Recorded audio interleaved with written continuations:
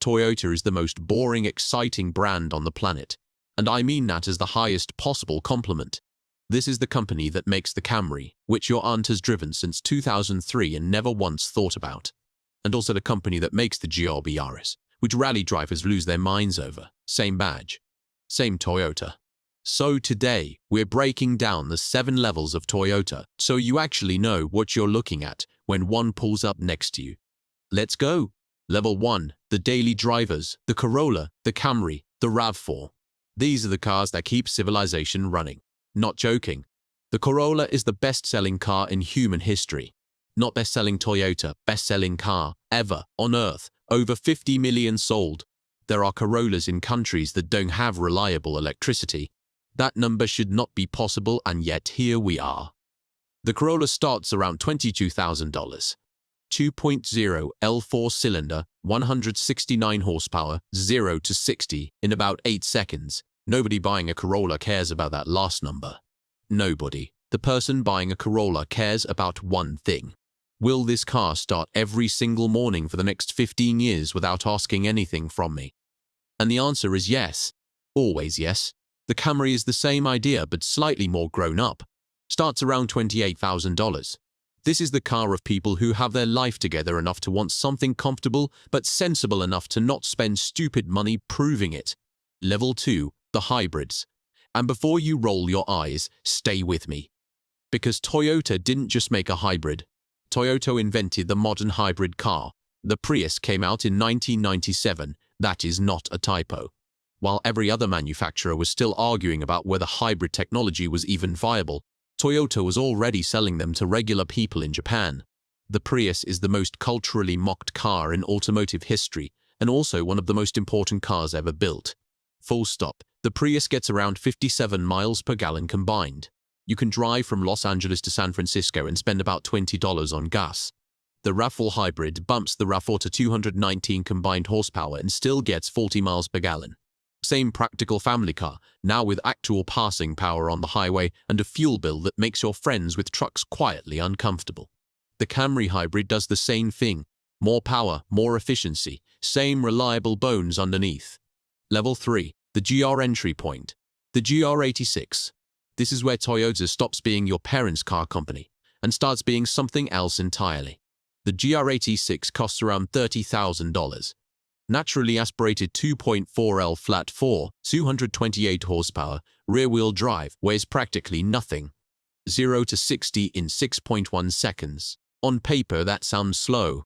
In real life, it doesn't matter, because this car communicates everything through the steering wheel and the seat and the pedals in a way that makes the horsepower number completely irrelevant. This is a car that makes 40 miles per hour feel like 100. Sports cars are not about top speed. Sports cars are about connection. The GR86 is the last affordable rear-wheel drive sports car that a 22-year-old can actually buy new. The last one. Every other manufacturer looked to that market and walked away. Toyota stayed. And the people who bought one know exactly what they have. Level 4. The GR Corolla. Take everything I just said about the GR86 and then make it angrier. The GR Corolla has a 1.6L turbocharged 3-cylinder engine. 3 cylinders. That is a lawnmower configuration. Toyota took a lawnmower engine and made it produce 300 horsepower. I don't know who approved this, but I need to shake their hand.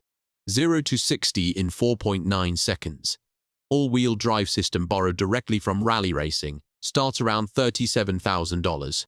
The GR Corolla is a car that costs less than a fully loaded Camry XSE and will humiliate sports cars that cost twice as much in the rain, in the snow, on a mountain road, in conditions where other fast cars tap out and pull over.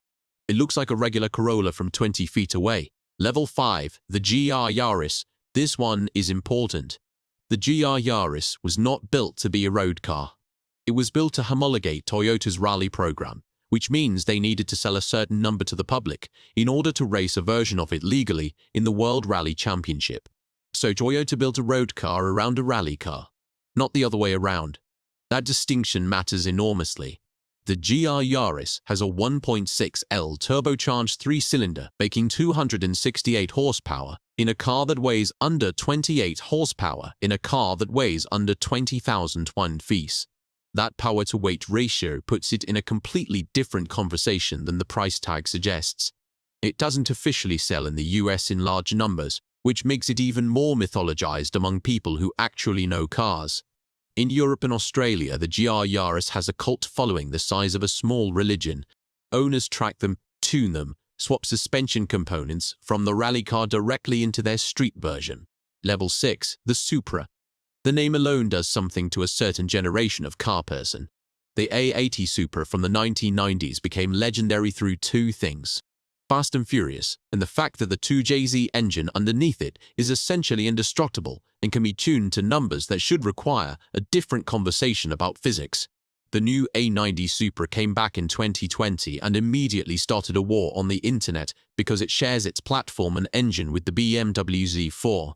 Same chassis, same 3.0L turbocharged inline-6. Toyota and BMW worked together and the internet treated it like a betrayal. But here's the thing. The BMW inline-6 in the Supra makes 82 horsepower power stock, 0 to 60 in 3.9 seconds. And then the tuning community got their hands on it and found out the engine responds to modification the same way the old 2JZ did. People are making 600 horsepower from a Supra with bolt-on parts and a tune level 7, the LFA. We have left normal car territory completely. The Toyota LFA is not really a Toyota. It is what happens when an engineer is given unlimited time, unlimited money, and zero commercial pressure and told to build the greatest car they are capable of building, regardless of cost or consequence. Production ran from 2010 to 2012. They built 500. That's it, forever. The LFA has a 4.8L naturally aspirated V10 engine that revs to 9,000 RPM. Toyota developed a new carbon fiber weaving technique specifically to build this car's chassis because existing carbon fiber technology wasn't good enough for what they were trying to do. The engine revs so fast that a conventional analog tachometer couldn't keep up with it. Toyota had to use a digital display because the needle physically could not move quickly enough to show you where the engine was. Read that again. They had to rethink the instrument cluster because the engine outran the gauge, and that's Toyota, the company that built the most reliable economy car in history, and also a supercar so advanced they lost money building it and didn't blink.